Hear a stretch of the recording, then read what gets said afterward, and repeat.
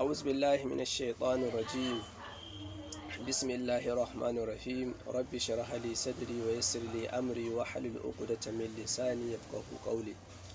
وبعد فالسلام alaikum wa rahmatullahi ta'ala wa barakatuhu. Ina yi wa 'yan uwa masu albarka fata alkhairi. Ubangiji Allah subhanahu wa ta'ala ya kare mu lafiya, marasa lafiyar mu duk inda suke Allah ya ba su lafiya. 'Yan uwa masu albarka, kamar kullum kamar ko da yaushe, sunana Shafi'u Sani Garba.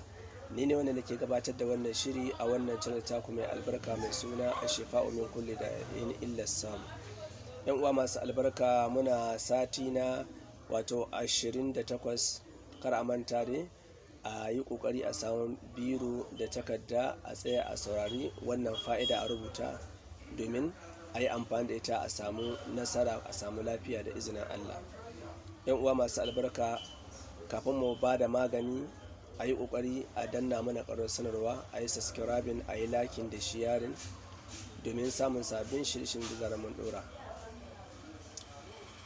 Wato za mu yi magana akan abin da ya shafi yadda za a haɗa maganin ciwon haƙori, wanda da yawan mutane yana damun su, maza da mata, kuma cikin sauƙin insha Allah. Za a samu tafarnuwa, wato dunkule ɗaya, curi ɗaya na tafarnuwa, sai a same shi, a gyara shi, a aje gefe.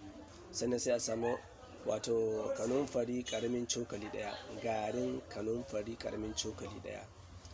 Sai a samu ɗanyar wato na'ana, ita kuma kaɗan za a samu ɗanya. Sannan sai a samu gishiri ƙaramin cokali ɗaya. Idan aka sami waɗannan abubuwan guda ukun, za a haɗa su a kirɓa su gu ɗaya. Idan aka kirɓa su, sai a kawo wannan gishirin ƙaramin cokalin, sai a raba shi biyu, sai a zuba rabi a ciki, a ƙara kwaɓa shi. Idan yadda za a yi amfani da abin, idan haƙorin rami ya yi, za a ɗibi kaɗan sai a liƙa a gun. Idan kun ba rami ba, a gingiɗi yake, ko kuma a gingiɗi yake, ko kuma ciwo yake, to za a haɗa sai a ɗibi kaɗan, kowanne a ɗibi kaɗan kaɗan, ko kuma bayan an haɗa sai a ɗibi kaɗan, sai a samu tafasasshen ruwan zafi, sai a zuba. Idan aka zuba, sai a garwaya, a bar shi ɗan sha iska kaɗan, sai a kurɓi kaɗan, sai a kuskura. Idan an kuskura, sai a bar shi daidai inda yake santar inda yake ciwon, sai a bar shi ruwan sai ya salance, sai ka zubar a haka har wannan ruwan da ka yi amfani da ɗan ƙaramin kof ɗaya, wato za ka yi da safe, za ka yi dare sau biyu a rana, ko za ki yi da safe, za ki yi da dare sau biyu a rana. Sannan bayan an yi wannan, in an gama, still dai ka manta a ɗauki wannan curin wannan abin da aka kirɓa, sai a ƙara liƙa a gun. Sannan kuma za a samu garin kanumfari shi kansa, a samu garin citta, sai a samu brush.